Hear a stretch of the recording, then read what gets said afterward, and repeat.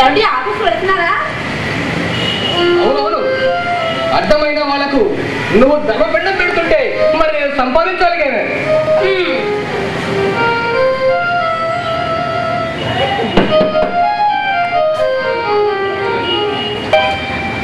వైదాగి, మీరు ఇంకా ఆఫీస్కి వెళ్ళలేదు? వెళ్తున్నాను.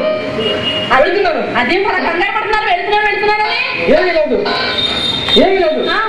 కాస్త మంచిగా చెప్తానండి. ఎవరు మాట్లాడుతున్నారండి?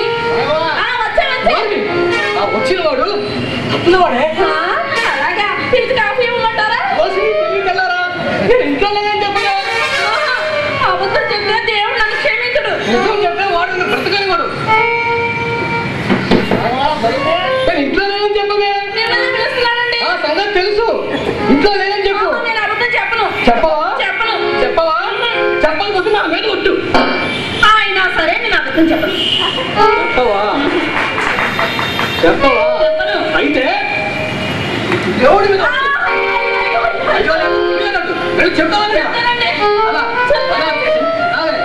సెంటిమెంట్ తో కొడితే కానీ నువ్వు దానికి రావే.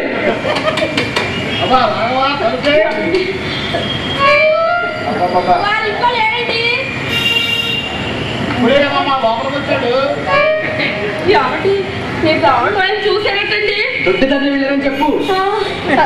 మీరు చూసారనే దొడ్డి తల్లి వెళ్ళారండి. వెళతాడు. ఈసారి బజార్లో కనిపిస్తే బట్టలు ఓడవేస్తామని చెప్పు.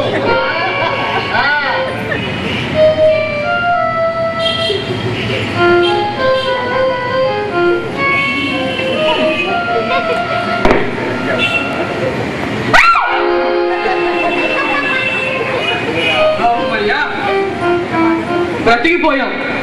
నా చేత అబద్ధం చెప్పించి నాకు పాప మంట కడతారా? అసలు నీ మూలన కడితే నేను ఇలా అప్పుల పాలై దొంగల తప్పు తిరిగి వస్తున్నది. ఆఫీస్కి వెళ్తున్నారా? అవునవును.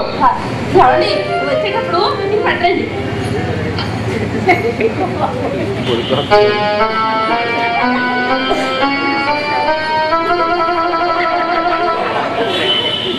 ఏమిటైంది? పూజా సామాగ్రి లిస్ట్ అండి. కర్పూరం 5 కేజీల. సర్దుకుంటానండి. సాంబ్రాణి 10 కేజీల. సరిపెట్టుకుంటానండి. 100 టెంకాయలు, అగరవత్తులు, పసుపు, కుంకుమ, గంధం. మొన్న సరుకులతో పాటుగా తెచ్చాను. తెస్తే ఉంటాయండి. అయిపోవు. తెస్తే ఉండవా? అయిపోతాయా? అయ్యో లేదు, కుయ్యలేదు.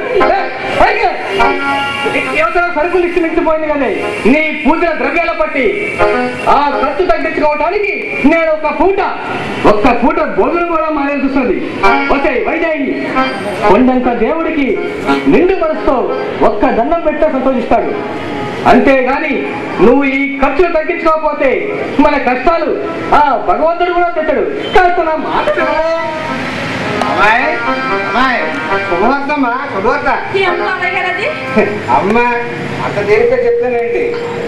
తినడానికి కానీ తాగడానికి కానీ కాస్త ఎవరు వేడిపట్టే పట్టరా అమ్మా, అప్పుడు చెప్తాను. ఉండండి, ఇప్పుడే గంజి వచ్చాను, వేడిగా ఉంది. పర్వాలేదు, ఫ్రీగా వచ్చిందగా తాగండి. అసలు విషయం మర్చిపోయాను. మర్చిపోతే నీకే అంటావయ్యా? నేను చెప్పండి బాబాయ్ గారు. శివాలయానికి ఒక బాబా వచ్చారమ్మా.